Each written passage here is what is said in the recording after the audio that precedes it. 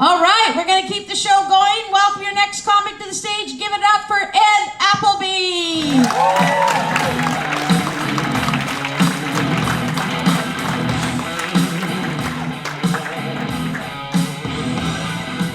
Hello, everyone. So I'm from the cultural wasteland that is Lumbee, British Columbia. Wow, some people who haven't been to Lumbee. Lumbee's the kind of place where, church is mandatory, but stop signs are optional. I think it's because everyone knows they're going to heaven, so, traffic rules be damned. It's also the kind of place where if you go to the Chinese restaurant, I can just go in and order a hamburger. Because there are no other hamburger joints in town, just the Chinese restaurant.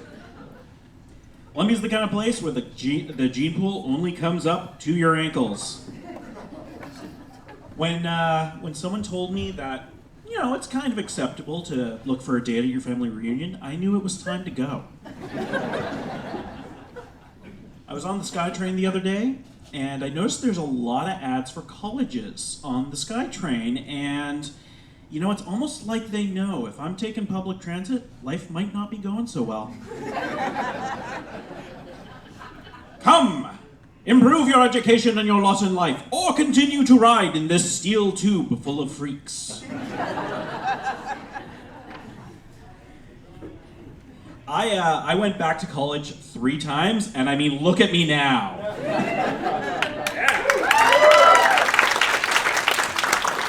Thank you. I will be selling CDs out of my trunk after the show. Not stand-up CDs, just a tower of ROMs I picked up from Future Shop 15 years ago. So, I used to be a pro wrestler. All the classmates love it. Yeah. No, I went by the Gorilla. Nice tough name, right? No, like an actual monkey.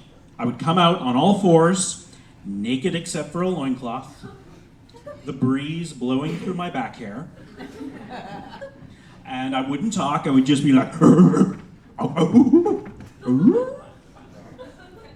it was so much fun. The gorilla gimmick, though, really came naturally to me. I have good genetics for it. My mother is Welsh-Ukrainian, and my father is a silverback. It's actually kind of frightening how similar to a gorilla my dad is. He's like 300 pounds, angry all the time. He's got 2 bad hips, so he's got that walk, He loves bananas. Okay, actually, he loves banana daiquiris. All right, it's rum. He likes the rum. And I had such a blast wrestling, but eventually there was a sign I should retire. It said, "Stop." It was currently being swung at my head by a 400-pound guy in tights. I did keep the loincloth, however.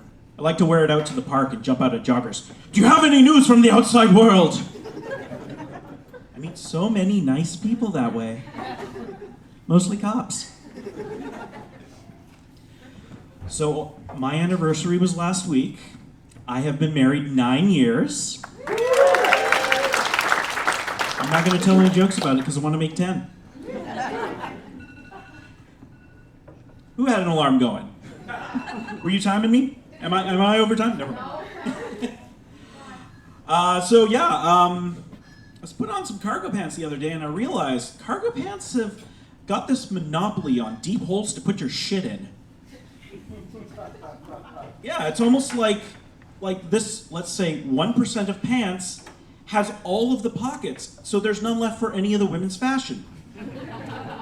I'm thinking maybe I should start a movement to redistribute the pockets to the less fortunate outfits.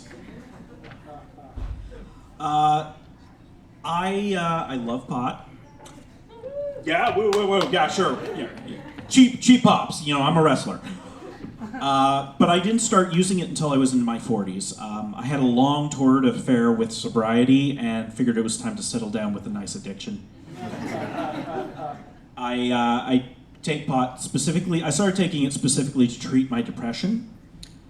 Not that my depression deserves a treat, the fucking asshole.